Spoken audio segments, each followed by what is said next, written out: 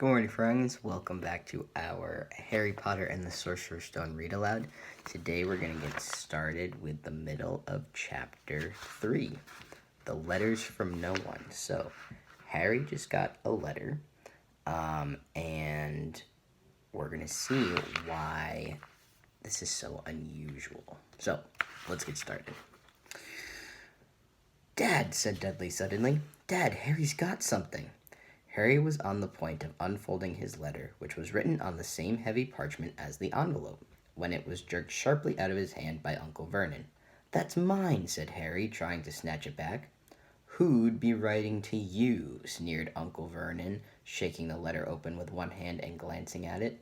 His face went from red to green faster than a set of traffic lights, and it didn't stop there. Within seconds, it was the grayish white of old porridge. "Petunia!" he gasped. Dudley tried to grab the letter to read it, but Uncle Vernon held it high out of his reach. Aunt Petunia took it curiously and read the first line. For a moment it looked as though she might faint. She clutched her throat and made a choking noise. "Vernon! Oh my goodness, Vernon!" They stared at each other, seeming to have forgotten that Harry and Dudley were still in the room. Dudley wasn't used to being ignored. He gave his father a sharp tap on the head with his smelting stick. "I want to read that letter," he said loudly. I want to read it," said Harry furiously. "It's mine." "Get out, both of you," croaked Uncle Vernon, stuffing the letter back inside its envelope. Harry didn't move. "I want my letter," he shouted. "Let me see it," demanded Dudley.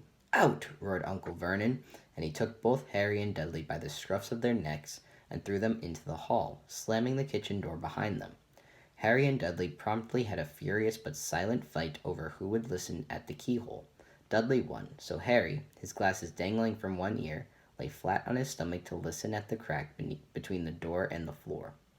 "Vernon," Aunt Petunia was saying in a quivering voice, "look at the address.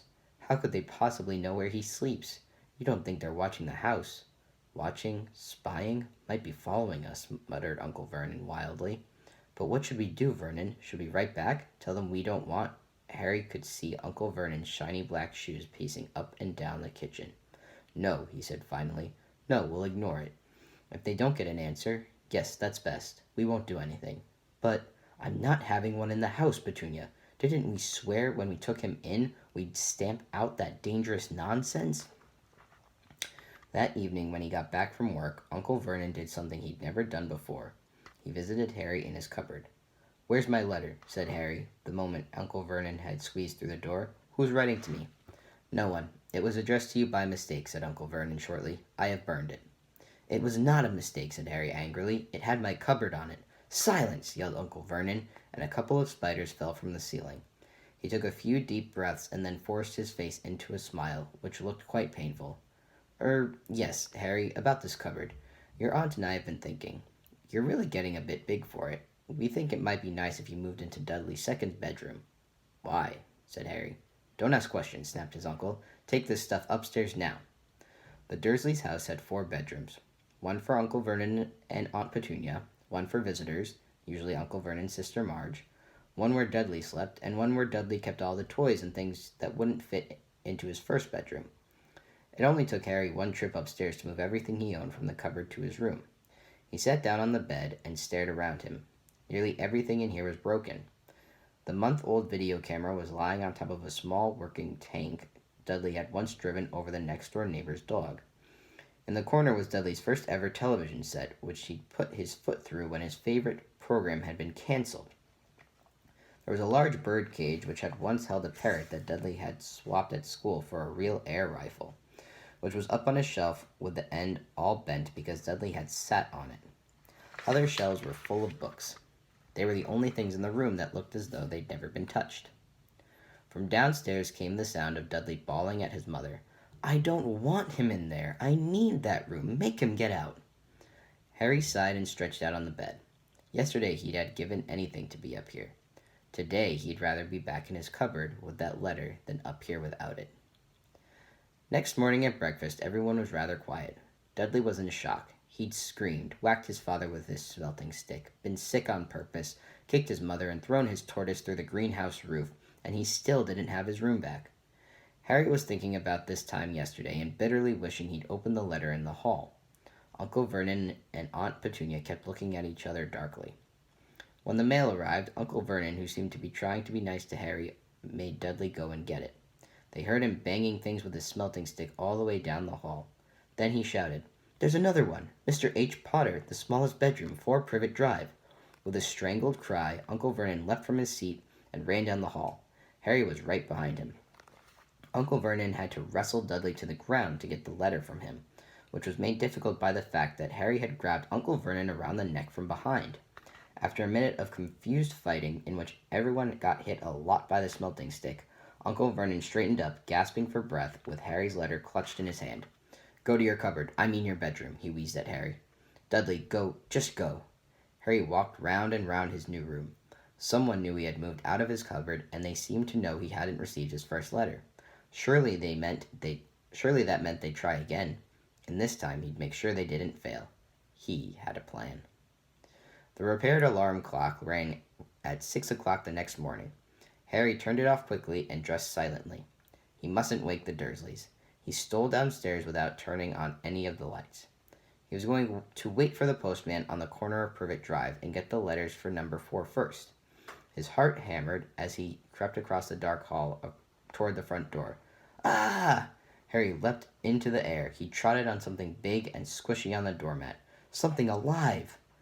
Lights clicked on upstairs, and to his horror, Harry realized that the big, squashy something had been his uncle's face.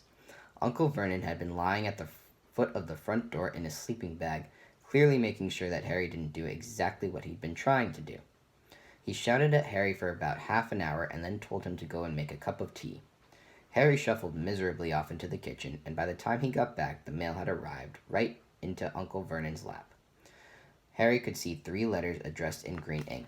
"I want," he began, but Uncle Vernon was tearing the letters into pieces before his eyes. Uncle Vernon didn't go to work that day. He stayed at home and nailed up the mail slot. "See," he explained to Aunt Petunia through a mouthful of nails, "if they can't deliver them, they'll just give up." "Oh, these people's minds I'm not sure that'll work, Vernon." "Oh, these people's minds work in strange ways, Petunia. They're not like you and me," said Uncle Vernon, trying to knock in a nail with a piece of fruit cake Aunt Petunia had just brought him. On Friday, no less than 12 letters arrived for Harry. As they couldn't go through the mail slot, they had been pushed under the door, slotted through the slides, and a few even forced through the small window in the downstairs bathroom. Uncle Vernon stayed at home again. After burning all the letters, he got out a hammer and nails and boarded up the cracks around the front and back doors so no one could go out. He hummed "Tiptoe Through the Tulips" as he worked, and jumped at small noises. He seems a little stressed, this Uncle Vernon.